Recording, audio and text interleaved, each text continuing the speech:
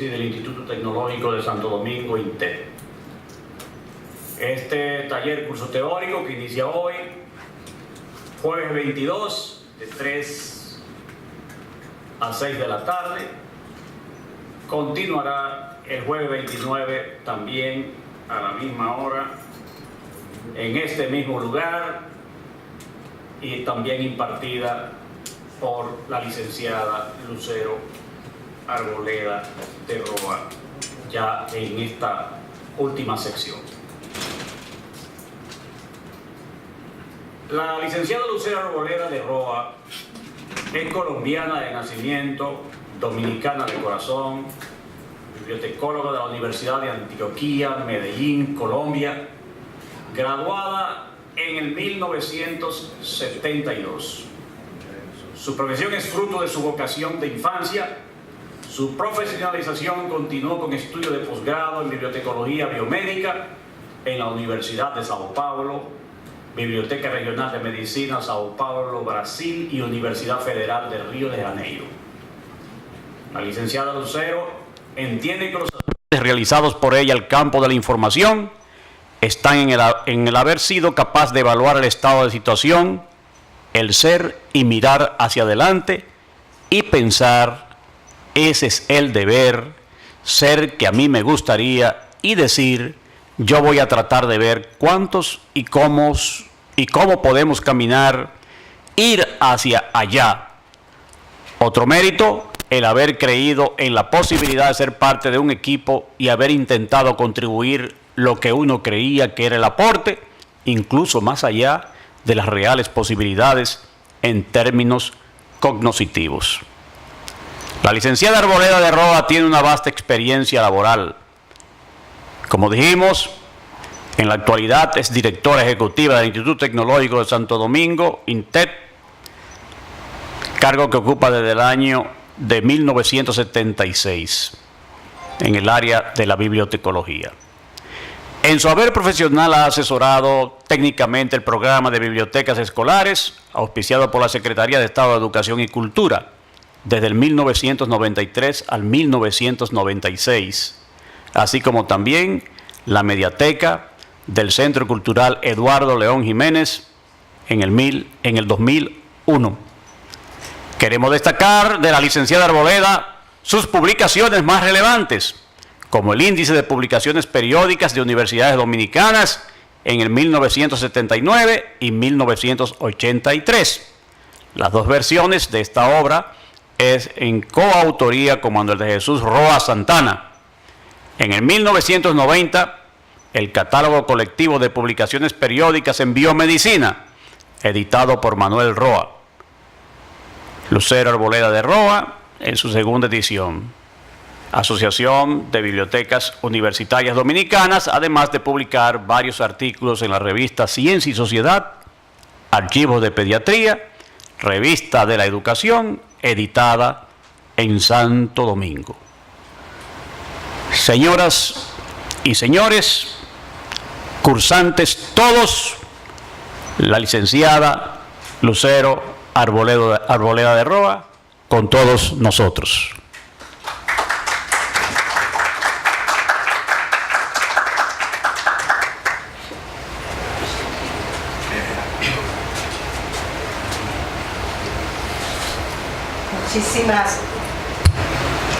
Muchísimas gracias, doctor.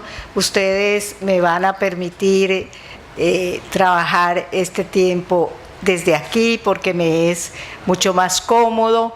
Aprecio muchísimo esa presentación y me va a encantar poder compartir con ustedes, como muy bien decía el doctor, esta actividad en dos etapas. Esta etapa de hoy, que está mucho más orientada hacia quienes son gestores de información, es decir, la perspectiva del autor, del creador, del generador de información. Y en ese sentido me voy a auxiliar de varios teóricos del tema, así que ustedes me van a dispensar que voy a leer para no fallar en las citas de las que me he auxiliado para presentar esta parte del tema. Y la segunda parte va a estar más dirigida como usuarios de información. Pero me parece que la oportunidad que nos brinda la Academia Dominicana de la Historia a través de la señora presidenta y de todos sus representantes es grata para mirar este tema desde una perspectiva sociocultural y desde una perspectiva nacional con visión intelectual del tema. Por lo tanto, no quiero reducirme a las herramientas, porque las herramientas tecnológicas son tan solo medios y no las podemos deificar. Tenemos que colocarlas en su justo lugar. Así que con la venia de ustedes, vamos a trabajar este tema de heurística digital. Y para eso vamos a comenzar a tratar de mirar los aspectos fundamentales del tema. En primer lugar, nos gustaría, aun cuando sean pequeños retazos, jirones, mostrar un poco del tema información y realidad como un aspecto sustancial. Luego, una visión crítica de la vinculación entre información y tecnología. La información científica del poder al deber. Y finalmente, las fuentes y sistemas de información en historia como el aspecto más práctico de este abordaje de heurística digital. Pienso que si alguien me hace el favor de apagarme esta luz para que las diapositivas funcionen un poco mejor, pienso que sí. Bueno.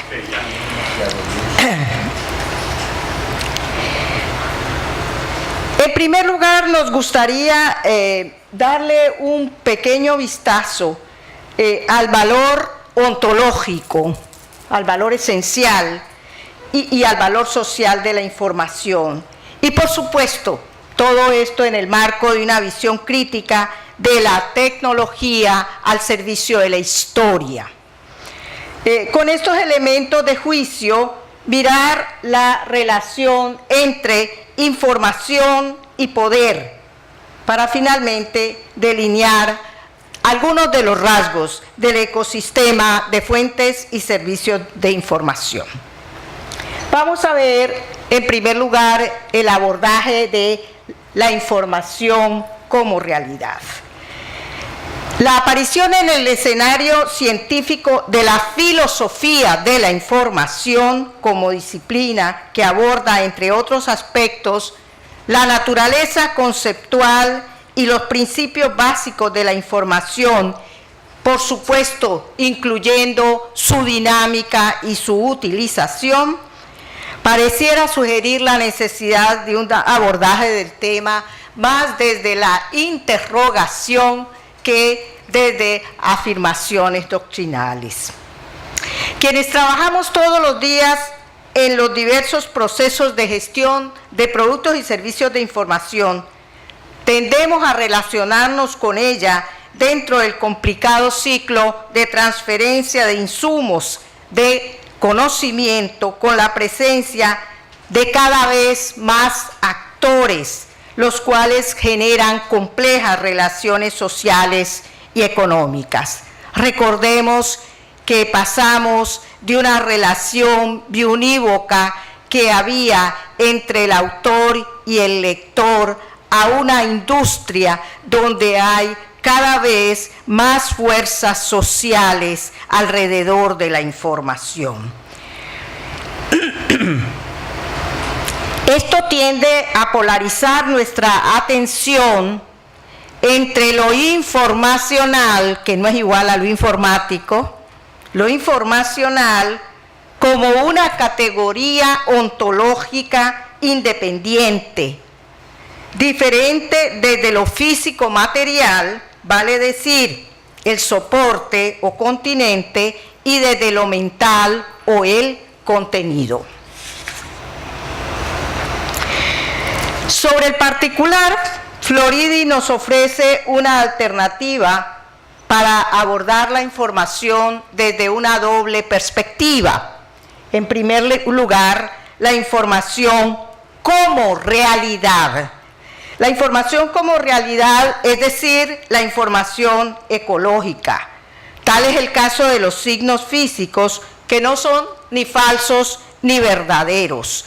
Los podemos decodificar sin tener que acudir a tecnología o herramientas accesorias. En ese sentido, hay que advertir que no sé desde cuándo nos dimos cuenta que estábamos en la era de la información, porque la realidad es que el ser humano siempre ha estado en contacto con la información. De hecho, la relación del hombre con el universo es una relación con la información que el universo nos provee. Incluso hay teorías teológicas sobre el tema. Y hay otra modalidad de información, que es la información acerca de la realidad. La información como realidad es parte de lo que en nuestro patrimonio histórico descuidamos con más frecuencia, de lo debido, de lo conveniente, de lo aconsejable. Es decir, la información que nos provee todo un patrimonio viviente. Y en ese orden de ideas, hoy se crean sistemas de información que no podemos entender porque no le hemos asignado ningún valor a esas piezas, porque aparentemente no nos hablan, cuando en realidad están llenas de información. De la misma manera que una piedra o un árbol aporta información para quien sabe decodificarla, cualquiera de los bienes materiales que existen en nuestras ciudades están aportando información, y no hay forma de que valoremos esa información. La otra perspectiva es la información acerca de la realidad, es decir, la información que surge, que se construye a partir de la interpretación que hacemos, por ejemplo, de los anillos de un árbol o de las características de una piedra. A partir de ahí generamos ensayos, generamos artículos, y esa es lo que llamamos la información acerca de la realidad. Algunos teóricos nos están ofreciendo perspectivas complementarias a partir del hecho de que, dependiendo de cómo nos aproximemos al concepto de información, se hace necesario diferenciar entre el modelo de las ciencias humanas o del espíritu, las cuales buscan aquellos procesos que ocurren en el mundo interior del ser humano, en la esfera cognitiva, en tanto que la perspectiva naturalista se centra en los aspectos externos al ser humano. El modelo de las ciencias humanas, entonces, deja planteados componentes del problema en términos de data digital, procesos, resultados y otros conceptos informacionales que trataremos ahora de abordar a través de algunas pinceladas a las tecnologías de la información y de la comunicación. Hablar de tecnología, y especialmente asociada a las fuentes de información al servicio de la historia, se hace pertinente un somero análisis sobre la sociología del poder, desde la perspectiva de la dependencia o la interdependencia. Este preámbulo es imprescindible si vamos a hablar a quienes a través de la investigación histórica, de la comunicación o de la educación, tienen la enorme responsabilidad de hacer un significativo aporte a procesos de cognición social o individual. Y en ese sentido quisiéramos remitirnos a una heurística digital, entendida como la vía de indagación y descubrimiento, y nos permite referirnos, por supuesto, a la interdependencia como elemento clave que ha acompañado las diversas etapas evolutivas de la sociedad humana.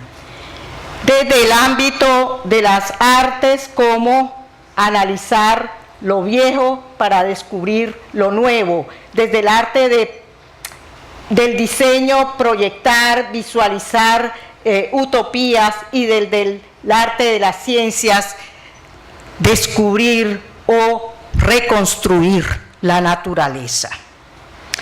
Desde el modelo del intercambio o trueque, mirándolo históricamente,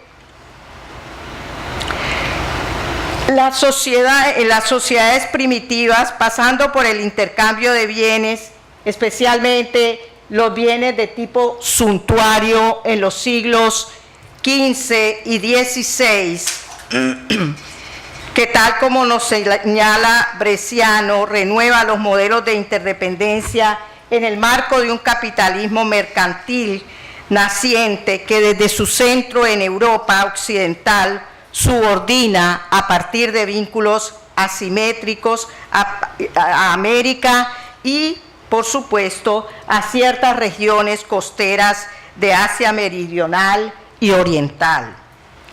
La segunda expansión de Occidente, que se desarrolla desde finales del siglo XVIII hasta la Primera Guerra Mundial, obedece a un capitalismo industrial maduro que termina imponiéndose en todas las regiones del planeta y que está caracterizado por una gran centralidad todavía del Estado Nacional como unidad básica, y ese capitalismo conoce fases alternantes de libre cambio y de proteccionismo. Con el colapso del régimen soviético y el fin de la Guerra Fría, se marca el inicio de tendencias muy marcadas de lo que se ha llamado liberalización económica.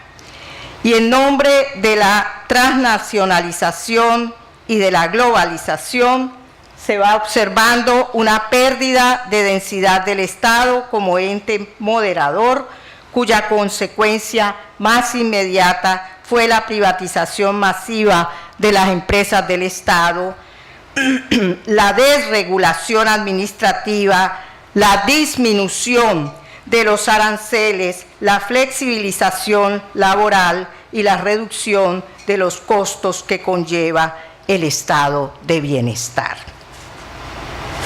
Para autores como Samin Amir, este modelo de liberalización económica, caracterizada por la apertura de los mercados nacionales al capital transnacional, así como la profundización de un comercio internacional con escasas barreras, es la emblemática expresión de la llamada globalización en cuanto forma de interdependencia histórica característica de estos tiempos. Él, al igual que otros críticos del modelo globalizador, entienden que en nombre de la globalización se busca integrar economías nacionales con poderosos países centrales y grandes transnacionales en una relación totalmente desigual que solo beneficia a los más poderosos. Es decir, a los países cuya economía y capacidad innovadora les reserva la privilegiada posición de ocupar el llamado núcleo central. En tanto que economías nacionales frágiles cuyas posibilidades se limitan a la reproducción y adaptación tecnológica, aseguran su desplazamiento hacia la periferia. Evidentemente, esta globalización, que tiene expresiones muy claras en la economía, encuentra en la tecnología su más fiel y firme aliada, específicamente en lo referente a la generación de nuevas formas de interdependencia.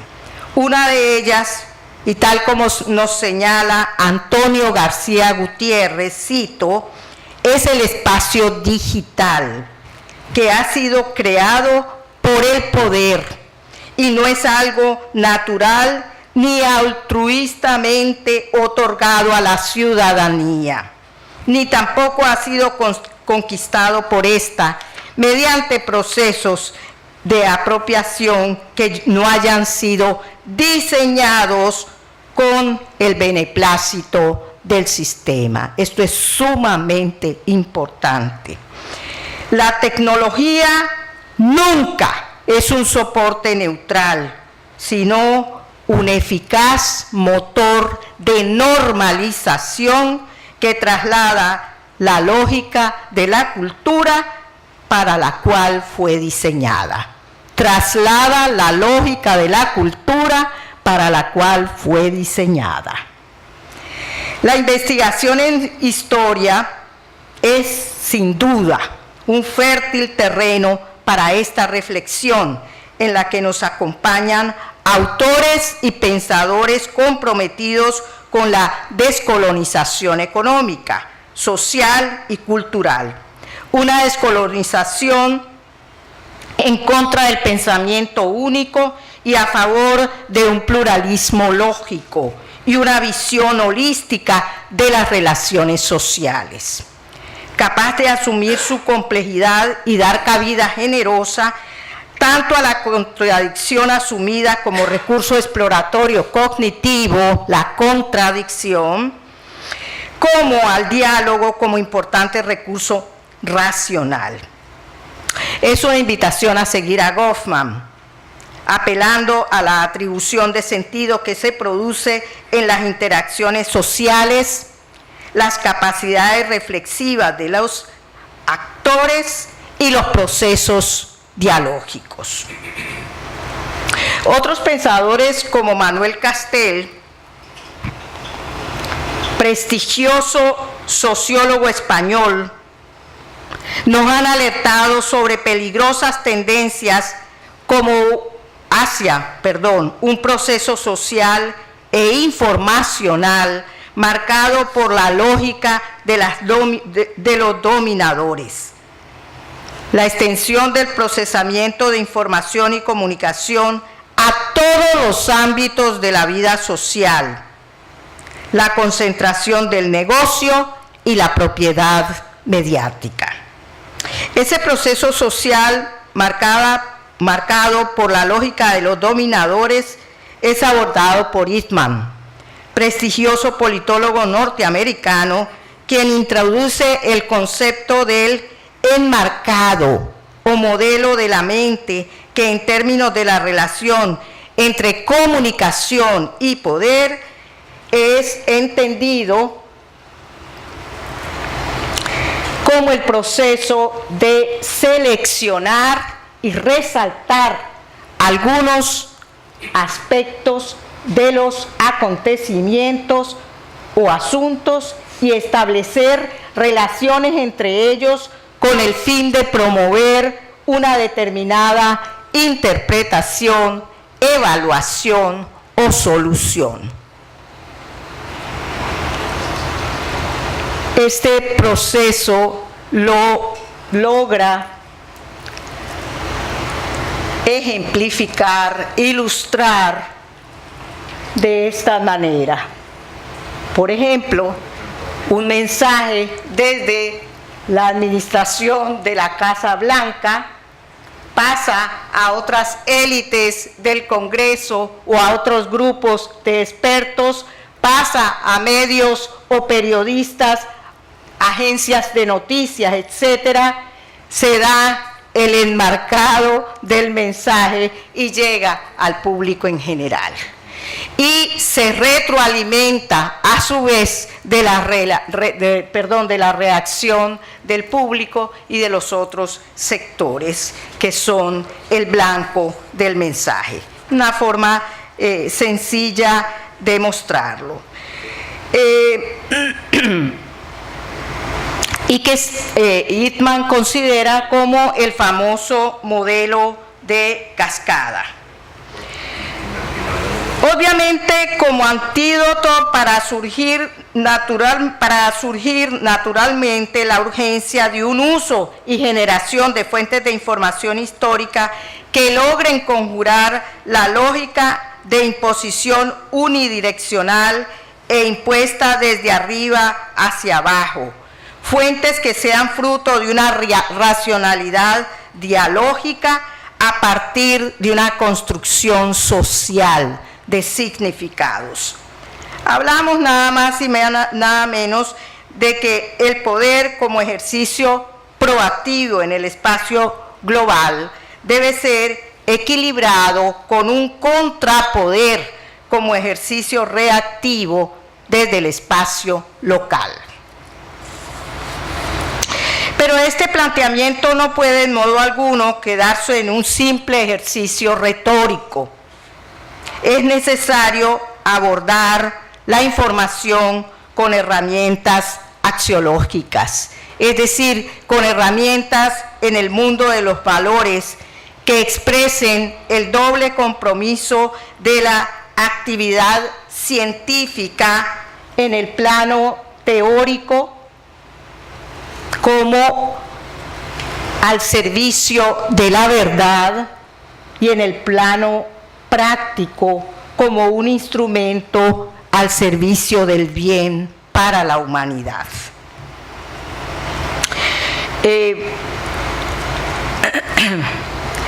También con herramientas tecnológicas que asuman el peso y la trascendencia de dos formas de alfabetización: la alfabetización digital complementada por la alfabetización informacional.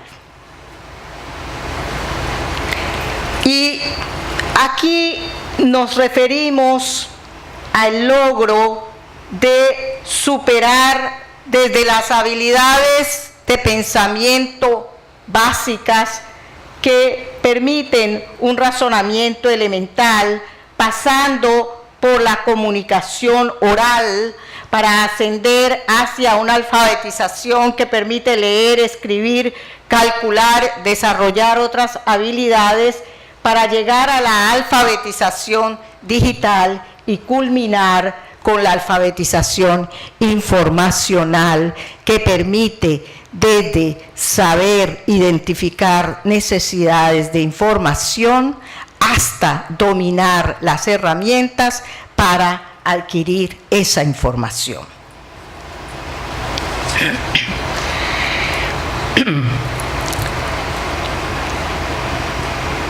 Vamos a ver un poquitico en este contexto el paso de el santo y seña que se hizo común, sobre todo a finales del siglo pasado y a comienzos de este siglo, con la información es poder. Y vamos a mirarlo desde la perspectiva también de que la información es deber. Es más deber que poder. Gasparri nos recuerda que la ciencia moderna ha descansado en lo seguro, sobre la base de la ideología del progreso tecnológico que constituye por sí solo un gran consenso. Nadie duda de que el desarrollo tecnológico es absolutamente necesario y representa una gran posibilidad para la humanidad.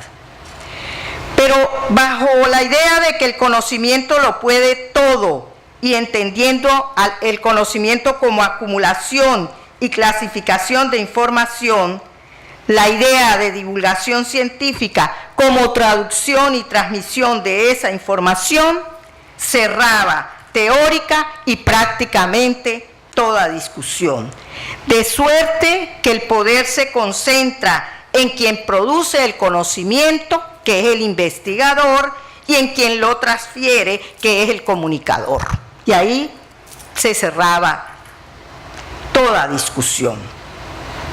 A esta visión y a este pensamiento responde este genetista norteamericano, Francis Collins, director del proyecto del genoma humano, con dos posturas paradigmáticas. La primera es que la actitud debe ser de humildad y de sobrecogimiento ante los hallazgos genómicos. Y la segunda es la actitud ética que se debe expresar en la actividad científica, no impuesta desde intereses diferentes a aquellos orientados a hacer de la ciencia no un producto comercial, sino un servicio a la humanidad.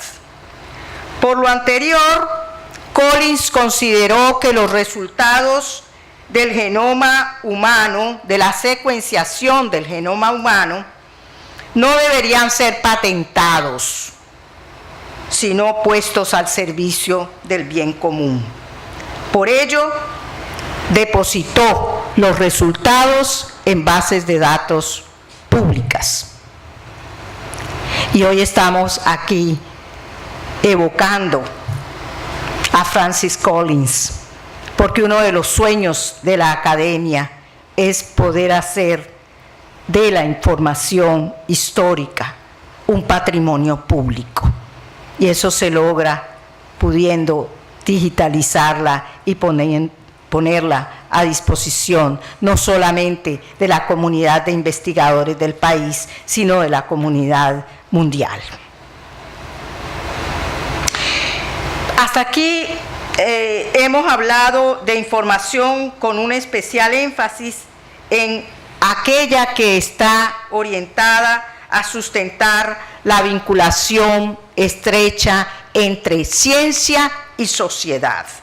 Ahora quisiéramos referirnos más a la información como eje de sistemas y subsistemas fraguados en diferentes ecosistemas socioculturales y que por tanto responden a una rica gama de motivaciones e intereses. Lo que pasa es que si no reflexionamos sobre esto, nos metemos en una corriente mundial de información, muchas veces sin propósitos concretos, sin ideas concretas. Para ubicar esta parte de mi presentación, voy a un poquito auxiliarme de Kornienko, que aborda de una manera magistral la naturaleza del poder del conocimiento. Sobre el particular señala que uno de los insumos básicos del conocimiento es sin lugar a dudas la información, que da vigencia al denominado modelo, mal denominado modelo, por cierto, de sociedad de la información, que afecta y transforma las relaciones de poder. A ella atribuyen una nueva comprensión del poder, según la cual la autoridad centralizada ya no existe, se sustituye por una autoridad que es capaz de alcanzar hasta las estructuras periféricas. Entonces, el poder se gana a través de la propiedad del conocimiento, mientras que el conocimiento mismo está cada vez más influenciado por la perentoria necesidad de convertirse en recurso estratégico de poder, pero sobre todo recurso estratégico de control. El hecho de que el conocimiento tiene la condición de recurso de poder y extiende su ámbito de aplicación a toda la esfera social, la estructura social, permite llegar a la conclusión de que el conocimiento convertido en información transforma totalmente la ontología sociocultural, así como la estructura de las relaciones de poder. En este colorido escenario actúan modalidades y expresiones como difusión, divulgación, comunicación entre pares, así como una variada gama de medios de comunicación científica que nos convocan a ponderar necesarios recursos como bibliotecas virtuales, redes, sistemas de información, fuentes de difusión científica, revistas, libros, etc. La complejidad de la comunicación científica, signada por un complicado ecosistema cultural, estimula múltiples preguntas. Solo apelaremos a unas cuantas que consideramos cruciales en función de una sana relación entre ciencia y sociedad favorecida por la comunicación científica. Una primera pregunta es, ¿cómo debe ser o cómo debería ser el flujo de información científica para surcar exitosamente las bravías olas del poder que ella comporta? Y esto nos remite dolorosamente, no solamente a la falta de reflexión como sociedad sobre el tema, sino a la lógica carencia de políticas de Estado, también sobre el particular. Empecemos por señalar que la sociedad de la información nos da acceso a recursos en el marco de dos realidades virtuales. Y esto es sumamente importante. Por un lado, la web visible, que es apenas este pedacito que no alcanza sino cálculos mayores, cálculos menores, un 12%. Y esta web invisible, que es la mayoría. Esa es una primera reflexión. La web invisible cuesta, y no solamente cuesta, es parte de un gran negocio, de una nueva industria que todos conocemos, ¿cierto?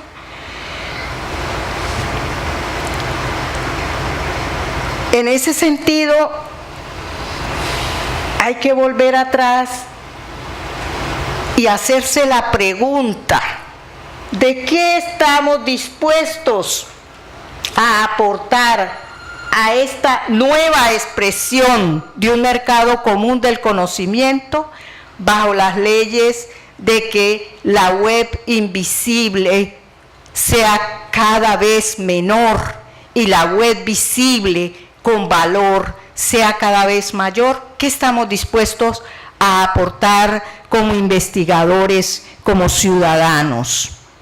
¿Cuál es la huella digital del país en estos espacios? Pero ¿cuál es la huella en historia concretamente? ¿Y qué estamos haciendo por ampliar el tamaño y la calidad de esa huella? Y por supuesto, ¿cuál es la agenda que deberíamos tener para enfrentar estos desafíos? La gente hace una consideración que es tan frecuente como irreal. No, en Internet está todo. Tú no necesitas nada, en Internet está todo. Yo le pregunto a ustedes como investigadores, cuando ustedes se proponen hacer una investigación con un propósito específico, ¿ustedes afirman lo mismo? Pregunto, ¿ustedes afirman lo mismo? ¿En Internet está todo? No. La realidad es que no. La realidad es que usted tiene que empezar a construirlo, porque en el mejor de los casos, cuando le dan información de carácter tan genérico, pero además, tan dudoso. Digo, estamos hablando de información relacionada con temas nacionales, historia nacional. Que no sea la reproducción de libros en la web, que lo puede tener la Biblioteca Cervantes o que lo puede tener cualquier otra biblioteca. Pero la realidad es que investigación con propósitos determinados no necesariamente la encontramos en la web libre. Ahora, la invisible, por supuesto, tiene bases de datos y fuentes de gran calidad, pero hay que pagar para estar en ella. Y ya no nos están vendiendo recursos, nos están vendiendo servicios, como el del teléfono, como el de la luz, como el del agua. Entonces, estas son algunas preguntas que nos tenemos que hacer a partir de realmente cómo debería ser el flujo de información científica para surcar exitosamente las crespadas olas del poder que la información comporta, que indiscutiblemente comporta un gran poder. Yo no quiero dar una respuesta digna del alcance de las preguntas que nos hemos hecho, pero sí es verdad que las universidades, nuestras universidades, las academias, las sociedades doctas, tenemos que tener en los repositorios institucionales, en las bases de datos, espacios virtuales a través de los cuales no solo demos visibilidad a lo que producimos, sino, muy importante, luminosidad a quienes lo producen. La gente se paga un espacio pagado, lucha para que un periodista vaya a la puesta en circulación de su libro, y a los 3 días eso ya no existe. Lo que no queda en un sistema de vocación perpetua no existe. Para propósitos de investigación no existe.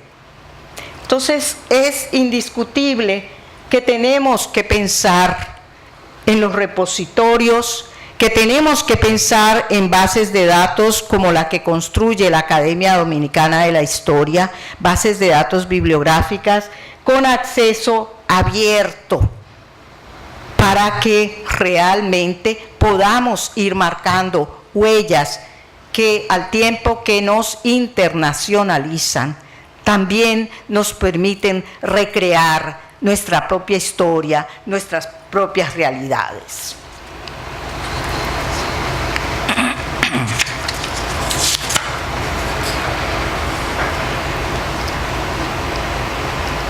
Estas y otras plataformas tecnológicas que promueven el acceso abierto aportan la construcción de herramientas con una nueva mirada sobre la forma en que se produce, se comunica, se evalúa la investigación científica en los países del sur global, donde el escaso acceso a información especializada no solo limita las posibilidades de hacer ciencia, sino también de analizarla y evaluarla.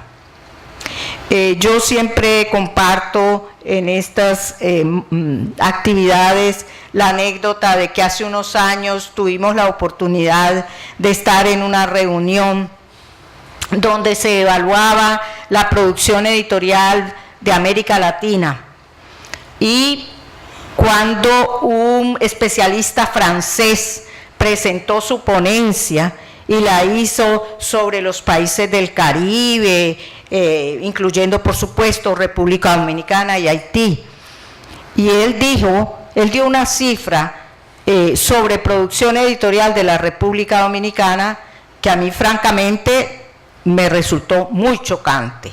La cifra que él dio es lo que se puede producir en 2 o 3 meses en la República Dominicana en términos editoriales. Yo le pedí dispensa al director de la Biblioteca Nacional, quien se encontraba allí, para intervenir. Y yo le dije a él que a mí me encantaría conocer las fuentes que él había utilizado para llegar a esa cifra. Porque yo le podía mencionar por lo menos 3 fondos editoriales que superaban con creces lo que él había dicho. Y él me preguntó, ¿dónde están registrados? Y de ahí en adelante yo no tuve más nada que hablar. Es decir, no tiene sentido producir para endogenizarse. Entonces, realmente, si no tenemos bases de datos, repositorios desarrollados con visión mundial, no estamos en ninguna parte, no existimos.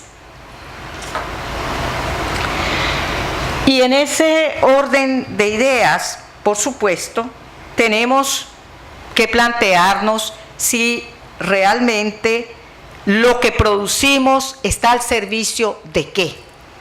Y uno de los recursos que todas las instituciones aspiran a publicar regularmente son, por ejemplo, las revistas científicas, revistas de universidades, de academias, de sociedades profesionales, etc.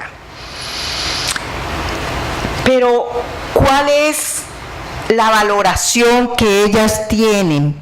¿Para qué sirven? ¿Quién las consulta? ¿Cómo? ¿Nos hemos hecho esas preguntas realmente? Entonces, hay definitivamente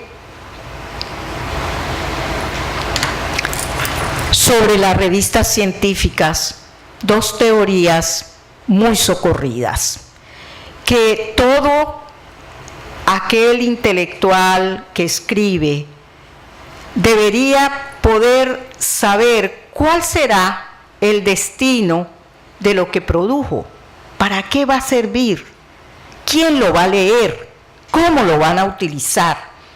Es cierto que no podemos ubicar todavía nuestras revistas en corriente mundial de información, pero tenemos que estar conscientes de cómo se da el fenómeno de la comunicación científica, cómo es que logramos entrar en corriente mundial de información. Y en ese sentido, tradicionalmente ha habido en materia de revistas científicas 2 teorías dominantes. La teoría de Bradford de la dispersión. En virtud de esa dispersión, un porcentaje importante de lo que usted necesita conocer y saber como especialista está en un reducido núcleo de publicaciones. Y en un determinado momento él llegó a calcular que prácticamente un 50% estaban en revistas de su especialidad y el resto estaban dispersos en revistas que no tenían nada que ver con su especialidad. Es decir, una teoría de dispersión de la información, aún la especializada. Y luego vino un señor, Eugene Garfield, que él hizo la ley de concentración, es decir, mediante una investigación que la hizo el primer mundo, con las revistas del primer mundo, se llegó a la definición de un núcleo de las revistas más importantes, y esas son las revistas de corriente mundial de información, donde por supuesto no están las nuestras. Ahora, ¿cómo llegamos allí? ¿O cómo creamos nuestros propios espacios regionales para darle densidad a lo que producimos como países, como sociedades? Esa es la gran pregunta y es parte de las bases de datos que veremos como bases de datos que apuntan hacia un esfuerzo regional, hacia un esfuerzo de reunir patrimonio intelectual de América Latina o de Iberoamérica, porque ya entra España en toda esta corriente, para realmente poder empezar a tener visibilidad y dar luminosidad a nuestros investigadores.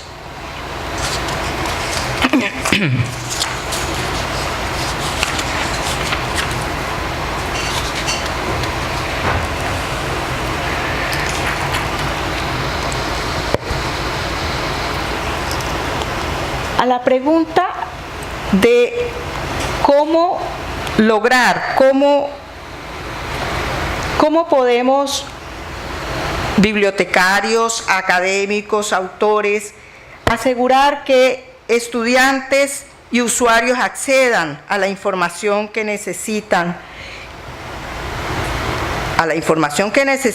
y no simplemente a la información que indican sus datos amalgamados según el algoritmo con el cual están buscando, ¿verdad? Que es lo que más frecuentemente sucede, sobre todo cuando las personas se habitúan a consultar un buscador como por ejemplo Google.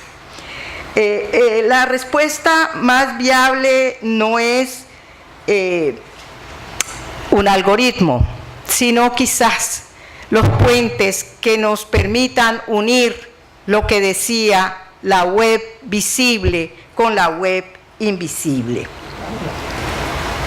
Y en ese sentido tenemos que hacer que de comunidades periféricas podamos ir penetrando hacia corriente principal. Y en ese orden de ideas vamos a ver algunas fuentes y sistemas de información histórica. Hay que admitir, ¿verdad?, que eso lo saben ustedes mejor que yo, que la historia es la disciplina que produce representaciones de hechos, aspectos y procesos del pasado sin tener referente a observar. O sea, el referente es cognoscible solo en la medida en que haya dejado restos y en la que alguna mente lo haya tenido en cuenta con el fin de producir información organizada como conocimiento del pasado. No existen hechos históricos que no hayan sido reconstruidos con operaciones cognitivas que tienen como límite el vínculo, el respeto de los datos que pueden ser producidos a partir de las fuentes. El conocimiento histórico, entonces, es el producto de una socioconstrucción en el sentido de que el conocimiento del pasado se forma y se renueva seguramente gracias a la responsabilidad individual de los historiadores, pero también gracias a la cooperación o al conflicto que estos sostienen entre sí y con las instituciones de tutela, conservación, etcétera. Este proceso de socioconstrucción de la historia está expresado en diferentes fuentes de información según el nivel, según sus características y según su procedencia. Y entonces aquí entramos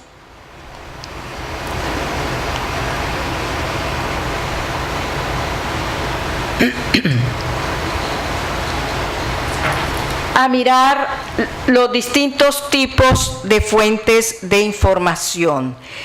Por favor, me van a dispensar porque yo sé que estos son conceptos que ustedes manejan perfectamente, pero en aras de que dispongamos de mundos de significados comunes, yo me voy a permitir presentar esta taxonomía más desde la perspectiva de la ciencia y la información que de la historia misma. Entonces vamos a ver las fuentes de información y cómo estas taxonomías nos permiten comprender la estructura de una base de datos. Es básicamente el análisis de coherencia entre el contenido de las bases de datos y su arquitectura a partir de las características de las fuentes de información. Desde el punto de vista del nivel, tenemos una categorización de las fuentes de información en primarias, secundarias y terciarias, pidiéndoles de nuevo la disculpa de que no es desde la perspectiva de la historia, sino desde la perspectiva de la ciencia de la información. Desde el punto de vista de las características, las tenemos como monográficas, periódicas y de referencia. Una taxonomía muy general que a su vez nos lleva también a un tercer criterio de clasificación que tiene que ver con la procedencia, fuentes convencionales y fuentes no convencionales, entendiendo como convencional todo aquello que circula por los canales normales de comercialización o de distribución. Aquel documento que yo puedo comprar en una librería u obtener por canje o donación a través de una organización. En tanto que lo no convencional es aquello de lo que hay copias limitadas por razones a veces contractuales, a veces de la naturaleza de la información, como podría ser el caso de una tesis o un trabajo de investigación que se prepara para cumplir con un requisito académico y del cual hay una cantidad de copias limitadas. Por supuesto, todos estos tienen la posibilidad de tener un uso según las etapas de investigación y de estar disponibles a través de una serie de herramientas como las bases de datos y todas las herramientas que utilizamos dentro o para consultar o interrogar una base de datos. Entonces, veamos un poquitico de las fuentes de información por nivel, por características y por procedencia. Dijimos que por nivel, primarias, secundarias y terciarias. Vamos a ver ejemplos por características, monografías, publicaciones periódicas, obras de referencia y multimedia. Esto es muy importante tenerlo claro porque, por ejemplo, en el caso de las características, no solamente nos sirve para entender la estructura de una base de datos, sino para saber dónde registro cada tipo de publicación para hacerme visible a nivel mundial. Entonces, desde el punto de vista de la procedencia, nosotros podemos obtener información a través de personas, a través de instituciones o simplemente con acceso a documentos.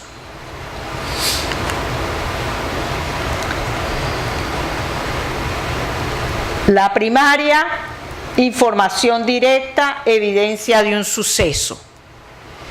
Es muy importante tener en cuenta que este cúmulo de fuentes de información da lugar a lo que se llaman objetos de investigación, que muchas veces en nuestras realidades están muy descuidadas, pero que son de mucho valor, por ejemplo, en investigación antropológica, en investigación histórica, etc.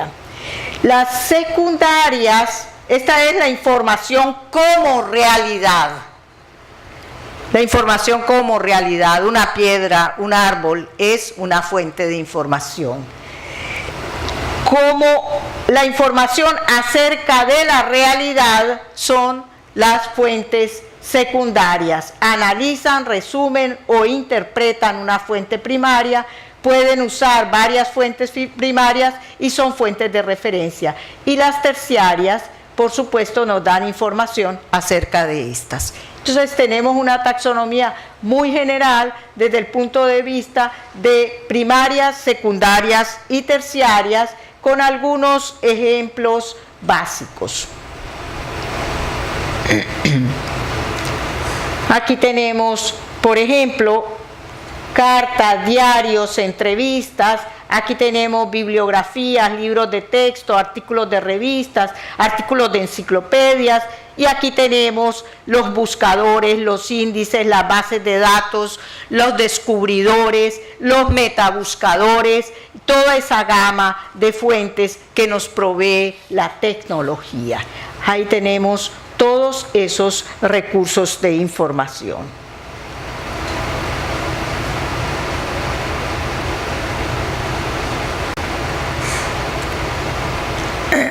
Y aquí, muy importante,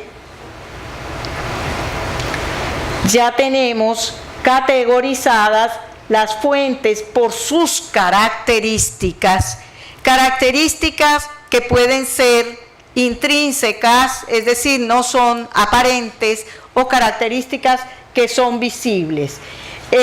Aquí tenemos, por ejemplo, todo lo que tiene unidad de contenido con sus diversas expresiones, libros, folletos, etcétera. Las que tienen variedad de contenido y periodicidad, es decir, variedad de contenido, periodicidad y un plan de aparición que es un plan de aparición predeterminado en el tiempo. Y ahí tenemos publicaciones periódicas o revistas, tanto generales como especializadas. Y las fuentes de referencia que no son más que nexos entre el usuario y la información. Están diseñadas para que yo en un tiempo récord, rápidamente, pueda encontrar una información. Y los hay, desde aquellos que tienen un orden alfabético para que yo pueda descubrir algo rápidamente, hasta los más sofisticados como son los buscadores, los metabuscadores, los descubridores, las bases de datos, los catálogos en línea, los repositorios que me permiten buscar información de manera bastante intuitiva. Son herramientas que están diseñadas para ser muy intuitivas. Creo que es lo mismo. Sí, se devolvió.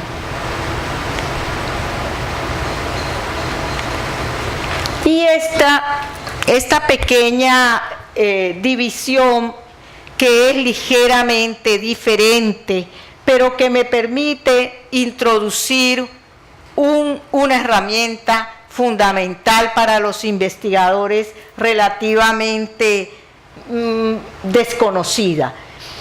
En esta diapositiva tiene como propósito mostrar, y ustedes como investigadores lo saben mejor que nadie, que las etapas de investigación reclaman fuentes distintas. No es lo mismo cuando yo estoy comenzando a hacer una investigación, las fuentes que necesito, que cuando yo estoy en frontera de conocimiento y lo que necesito es mantenerme al día. ¿Sí o no? Es decir, ya yo domino el tema, ya yo lo he delimitado, tengo un marco teórico claro, tengo todas las variables controladas de mi investigación. Yo ahora lo que necesito es enriquecerla con más fuentes y voy a un nivel 2. Y un nivel 3 es cuando yo necesito estarme enterando de lo último que está pasando en ese tema. Esas son como 3 etapas fundamentales de una investigación donde tenemos un cúmulo de fuentes distintas. Cuando yo estoy arrancando en una investigación, yo tengo solo preguntas. Y algunas preguntas son más elementales que otras, pero todas son importantes. Una pregunta es, ¿estaré en mi tema o me estaré saliendo de él? ¿Sí? ¿Cómo logro delimitar de manera sabia este tema? ¿Cómo logro comprenderlo? Pero no para mí, para otro. Porque entonces yo tengo el tema de que yo probablemente estoy trabajando en una investigación, por supuesto, con más personas. No solamente lo tengo que entender para mí, debo poder hacerlo comprender a otro. Pero más aún, debo ser capaz de expresarme en lenguaje artificial con relación a ese tema para que un sistema, una base de datos, un descubridor me pueda ayudar a buscar la información. Entonces eso ya es más complicado y eso exige que en una primera etapa tengamos fuentes como una enciclopedia especializada me puede ayudar en esa tarea, un diccionario, pero muy importante sobre todo para la construcción de términos, para la construcción de estrategias de búsqueda, es tener muy claro el uso de tesauros. ¿Conocen los tesauros? ¿Alguien los ha utilizado? ¿No? No. Vamos a ver un poquitico de los tesauros. Vamos a llegar al tesauro en comparación con el diccionario. Hacer la comparación entre el diccionario y el tesauro, porque son parientes, pero no son iguales.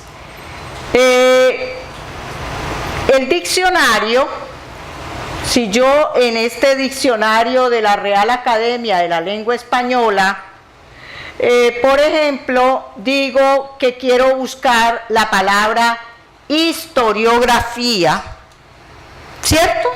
Introduzco la palabra historiografía y le digo que yo quiero consultar.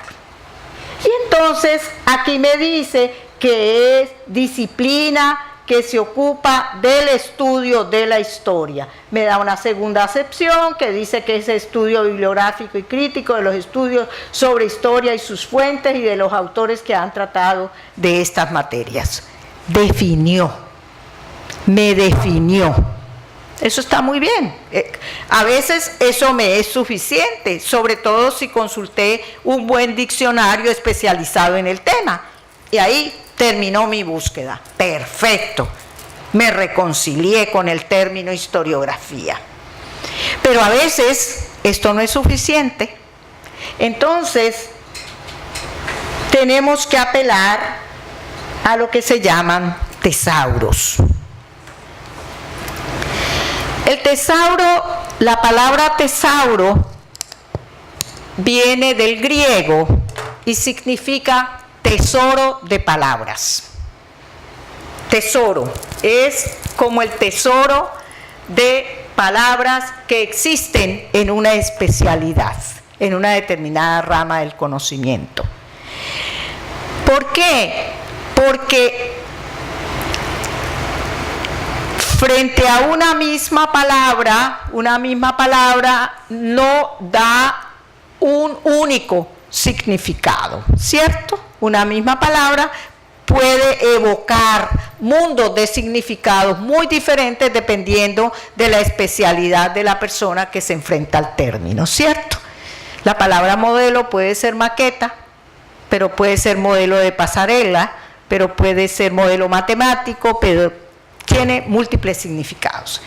Cuando usted ingresa a una base de datos, usted está dialogando con un sistema que no utiliza el lenguaje natural, sino el lenguaje artificial. Un lenguaje construido que trata de agrupar todo lo que es similar. ¿Y cómo lo agrupa? Bajo una terminología estandarizada. Entonces, cuando yo voy al tesauro de la UNESCO, por ejemplo, que es un tesauro que es muy bueno en el área de ciencias sociales y educación, y yo digo, yo necesito, con lo del diccionario, no quedé conforme. Voy a buscar el término historiografía para tener más información. Entonces, si yo entro a este tesauro que me permite consultar en español, en francés, en inglés, en ruso y en muchos otros idiomas. Pero en principio, bueno, yo voy a consultar en español y voy a colocar la palabra historiografía, exactamente la misma que utilicé en el diccionario. Aquí La respuesta es diferente. Este sistema no me da definición. Este sistema me da relación. Entonces me dice método histórico, historiador, investigación histórica, cultura, historia. Evidentemente está dirigido a un público especializado. Alguien que no sabe del tema le da esto y no le dice nada. Pero el sistema tiene además algunas respuestas, incluso para quienes no son especialistas. Si yo digo método histórico, me dice, mire, método histórico se lo estoy dando como un concepto genérico, ¿verdad? Pero me está dando también historiador, investigación histórica. Me dice, mire, estos son conceptos relacionados con este concepto, más estrechamente relacionados con este concepto. Y finalmente el tercero me dice, simplemente pertenece al grupo. ¿Qué pasa en muchas investigaciones? Generalmente uno parte de un término que puede ser el más popular, que puede ser el que para uno describe mejor el tema de investigación, pero no necesariamente es el tema que está siendo utilizado en esa disciplina. Entonces, él lo que hace es orientarme en la terminología. Mire, usted partió de este término, pero usted puede mirar, si no encuentra bastante, usted puede mirar estos otros términos relacionados. Estos otros conceptos también están relacionados con ese término del cual usted partió. Entonces, no me define, me relaciona, y eso es muy útil para un investigador especializado que no busca tanto la definición, porque la definición seguro que la sabe, necesita más relación. ¿Con cuáles son los vínculos de este tema con otros temas? Y esto se está volviendo sumamente importante en los momentos actuales en los que se desarrollan investigaciones con perspectivas ya no estrictamente disciplinares, sino interdisciplinares o transdisciplinares. Entonces uno necesita orientarse más allá de la especialidad misma. No sé si esto les queda claro o es muy confuso lo que he dicho. ¿Sí? Entonces, las bases de datos, siempre que ustedes entren a una base de datos, arriba hay unas pestañitas y una de esas pestañitas dice tesauro o dice descriptores. Y esos son los descriptores, ojo, que ustedes deben utilizar en su artículo o en su ensayo para que pueda entrar más rápidamente en bases de datos internacionales. ¿Por qué? Porque así es que lo buscan los especialistas. Entonces, muchas veces, con los términos que utilizamos, nos endogenizamos.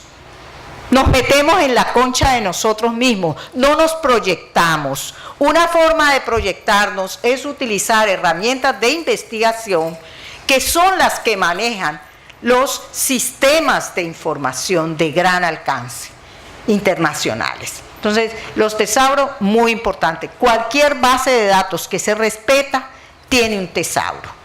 Entonces, uno antes de ir a buscar, hace una estrategia de búsqueda a partir de la terminología que utiliza esa base de datos. ¿Sí?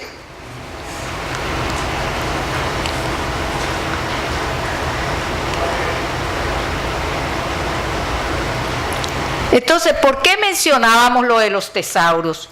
Porque ustedes como investigadores saben que el proceso de investigación bibliográfica tiene etapas, ¿cierto? Una es la expresión de la necesidad de información en lenguaje libre.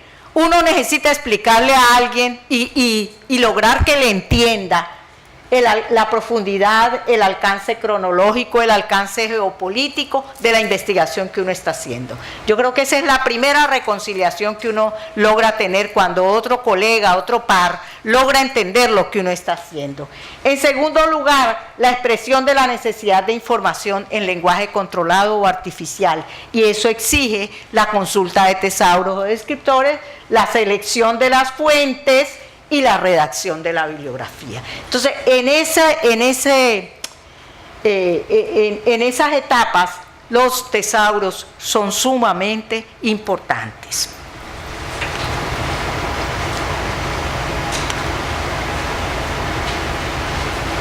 Y aquí quisimos ponerlo a partir de la expresión de la necesidad de información, ¿verdad? Y es asociar cada fuente con una pregunta, con un propósito, y le damos una respuesta en una fuente.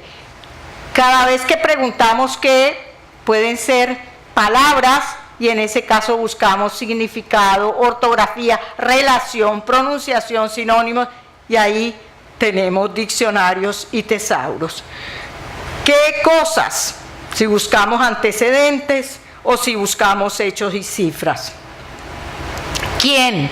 Personas, antecedentes, diccionarios biográficos, enciclopedias. Ubicación, directorios. ¿Dónde? Si son lugares, ubicación o hechos y cifras, entonces ahí están los mapas, los atlas, los índices geográficos, etc. Miren, yo hago esta aclaración porque a veces hacemos una condena despiadada a algunas herramientas como por ejemplo el buscador Google. Así decimos, no, porque todos lo googlean y los muchachos no saben. Mire, lo malo no es Google, lo malo es el uso que hacemos de Google, ¿cierto? Porque, por ejemplo, y ahí es donde buenos maestros apelan a esas herramientas para explotar la posibilidad del pensamiento abstracto que puedan tener los muchachos. Por ejemplo, le decimos a un chico, hazme una biografía de Simón Bolívar. Dime el alcance de la palabra petulante. Dime tal cosa. Y el muchacho va, Simón Bolívar, en el buscador genérico. Bueno, él puede terminar en la calle Bolívar comprando una cartera, porque la red lo va a llevar por cualquier lado, ¿sí o no? La palabra petulante puede ser de un restaurante y él puede terminar mirando el menú de cualquier lugar. Ahora, si él tiene una construcción de lo que son las fuentes de información y en vez de poner la palabrita directamente en la barrita de Google, la coloca en la fuente de referencia que corresponde, la respuesta es totalmente distinta. ¿No les parece? Y ese es un ejercicio que les hacemos a los estudiantes. Por ejemplo, búscame sobre la Revolución de Abril. Y regresan con la revolución de los claveles, con la 1000 revoluciones por minuto, con cualquier cosa. Porque buscar con una intención implica construir un descriptor. Perdón, su tema de investigación, en primer lugar, el tema central es la República Dominicana. Y la Revolución de Abril es un periodo histórico dentro de la historia dominicana. Entonces, yo sé que esto ustedes lo dominan, pero a veces uno dando clase no se da cuenta lo desorientados que están para poder tomar la decisión de elegir una buena fuente de información que está gratuita en la web, como es el caso de muchísimos diccionarios generales, especializados, etcétera. Los que estudian medicina tienen cantidad de herramientas valiosísimas, gratis. Entonces, la idea de presentar esto no es, por supuesto, poniendo en tela de juicio la capacidad de ustedes, sino un poco para ejemplificar hasta dónde la expresión de la necesidad de información debe llevarnos a una reflexión para poder seleccionar en cada caso la mejor fuente, la fuente más pertinente. No es que no existan otras, pero imagínense ustedes cuando uno se enfrenta, por ejemplo, a una base de datos que tiene 33 millones de documentos académicos, uno tiene que saber hacer una estrategia de búsqueda, si no, va a perder el tiempo. Y probablemente no va a conseguir nada, porque la carencia de información es tan grave como la explosión de información. Entonces yo puedo estar en problemas en una investigación o por falta o por exceso. Cualquiera de los dos escenarios es totalmente vicioso.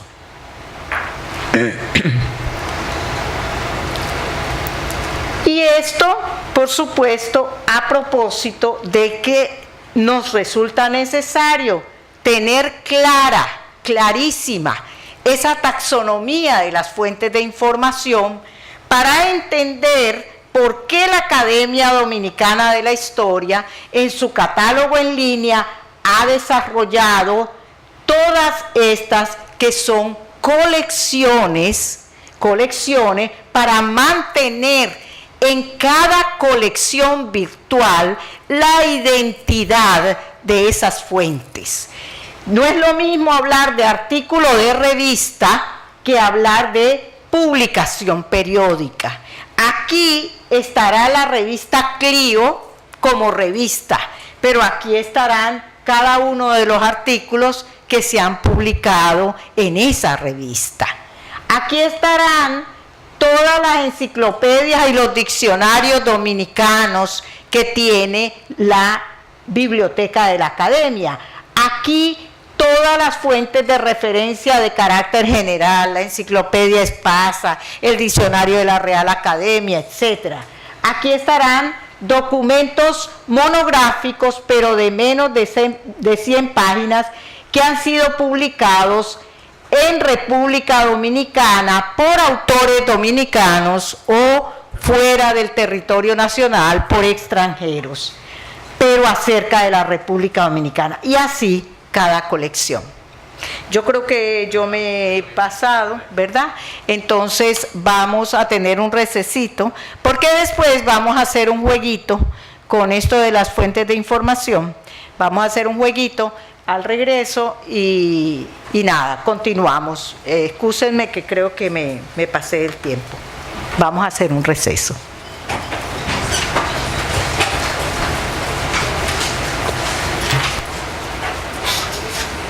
¿Qué tiempo el receso? ¿Cuál es el tiempo? Yo creo que son 15 minutos, 15 minutos. ¿cierto? 15 sí, yo creo que en 15 minutos podemos. Va a depender del contenido de esa serie.